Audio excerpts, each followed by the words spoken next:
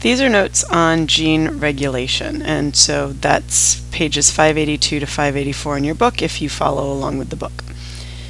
And we've already looked a little bit at gene regulation, so we know that genes can be activated or repressed or turned on or turned off. But this PowerPoint is really going to look at how they're turned on or off, and then also what that means inside a cell. So we know already that genes can either be activated or repressed within each cell. We know that each cell contains identical DNA, meaning identical genes as every other cell in your body. Now, just like when we talked about matter and energy in first semester, and we always had that asterisk that matter cannot turn into energy and vice versa, and then we'd say except in nuclear reactions, here we have an exception as well. So each cell contains identical DNA as every other cell in your body except gametes. And a difference between matter and energy and gametes is that while we kind of put matter and energy aside, and you'll learn about that when you study chemistry, especially if you go on to AP or IB chemistry, gametes we're going to look at this year. Your gametes are your sex cells. So sperm and egg cells are gametes. And so it's important right now to know that they don't contain identical DNA. They don't contain identical DNA to each other or to any other cell in your body.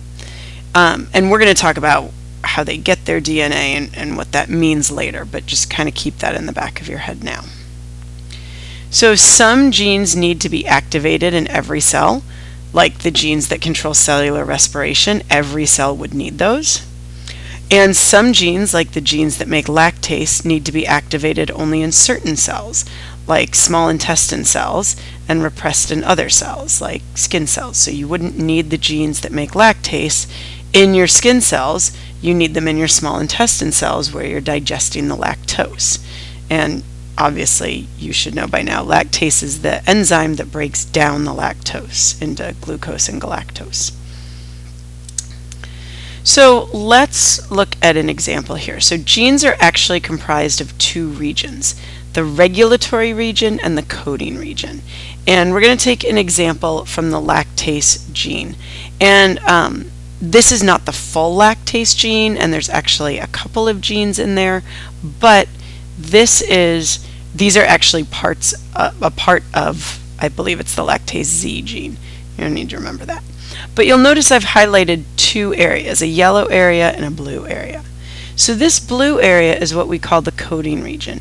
When we talk about a gene, we talk about the coding region. It's the part of the DNA that codes for the protein. So this blue part here is the part of the gene that makes the lactase enzyme. And by now, you should absolutely know what that lactase enzyme then does. However, this yellow part is called the regulatory region. And that regulatory region is the part that then activates or represses. In other words, it regulates the coding region. So the gene actually has, I don't want to say it has two parts, but the gene is the coding region, but then there's also a regulatory region that activates or represses that coding region. The way that works is that proteins attach to the regulatory region to turn genes on and off. So proteins actually will attach directly to the DNA in order to then turn on or turn off the coding region.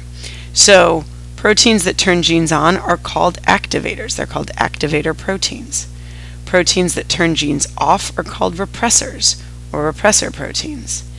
And then some genes are always activated or always are always activated in every cell, and so they don't even need activators or repressors. So something like, as I said before, the cellular respiration, a gene that controls some aspect of cellular respiration, and we've seen a couple. We've seen like the ATP synthase gene, other things like that. There's actually more than one gene that controls cellular respiration, but those genes need to be activated in every cell, so they don't even need activators or repressors. They're always making a low level of that. Something like a facilitator protein that's regulating what goes in and out of cells. That doesn't need an activator or repressor because it's always on, kind of in the background, doing what the cell what all cells do. Every other gene is going to have an activator or repressor because they may be on in certain cells and not others, or they may be on at certain times and not others.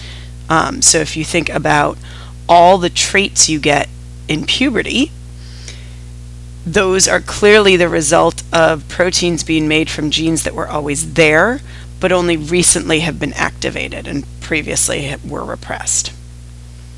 A reverse of that is if you think of somebody like me whose hair is starting to go a little gray, right? Those are pigment proteins that had been being made, so they had been activated, those genes, and now those genes are being repressed. So sad. Okay, so let's look again at the lactase gene. So I've got a key over here on the side. This, what is this, a pentagon? Yeah, a pentagon is going to be the lactase activator. This triangle is the lactase repressor. And then this 3/4 circle is actually lactase. And so you'll notice here it's the exact same gene, but this one has a pentagon on it. That means it's activated. This one has a triangle on it. That means it's repressed. So for this gene here that's been activated, this gene is going to control the making of the lactase. So there's lots of lactase there. Whereas this gene, because it has a repressor, the coding region can't tell the cell to make lactase yet, or at all. And so there's no lactase there. So now let's look at it in the cell. So this is the exact same gene that I had before. I just shrunk it down and I put it into a nucleus because DNA is in the nucleus. And it's the same thing. This one has an activator, this one has a repressor, this out here is the cell membrane. And so within the cell, lactase is being made because this cell has its lactase gene activated. And then actually lactase, it turns out, is what we would call a transmembrane protein, meaning it's a little bit out of the membrane and a little bit in. So as the lactase gets near the cell, it can be digested on the way in. Interestingly enough, a lot of you in your organelle project drew these like side views of cell membranes, and then you put all these funny looking shapes in them. Those are all the transmembrane proteins, so lactase is one of them. So you see the cell is pumping out lots of lactase here, whereas in this bottom cell, there's no lactase made because the gene is repressed. It's turned off. There's nothing different in the coding region of the gene. It's the exact same coding region. It's actually the exact same regulatory region, but because the bottom cell has a repressor attached to it, it can't make lactase. So what signals genes to be activated? So a lot of people asked about this in our last unit. What are these signals we keep talking about? And there's so many of them. So I'm going to go over two, I guess there really are only two categories. You either have an external stimulus or an internal stimulus. And that external stimulus, we're talking external, something that comes in from outside. In this case, we're looking at an organism. Okay, so lactose, even though it's down in the cell, like hormones would be, that lactose has come in from outside. So lactose from outside, so you're drinking milk. Glucose can cause genes to be turned on or off, specifically genes that make insulin or glucagon, which have to do with the homeostasis response of blood sugar. Other food molecules can be stimuli to turn signals on and off. Sunlight, something from way outside, can be a signal to turn on or off genes. Stress can turn on or off genes, things like that. And then internal stimuli could be things like hormones or just other chemical stimuli within your body.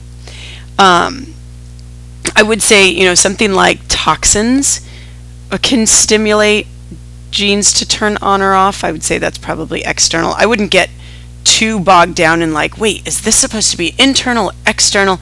It doesn't matter. The idea is all of these things could be those signals. The other thing to look at is, I think you could look at this external list and be like, wow, there's tons of those, whereas internal, there's only hormones or other chemical stimuli. There are probably hundreds of hormones, though. So again, don't get bogged down in like categorizing external versus internal. More be aware of all of these things can cause genes to be activated or repressed.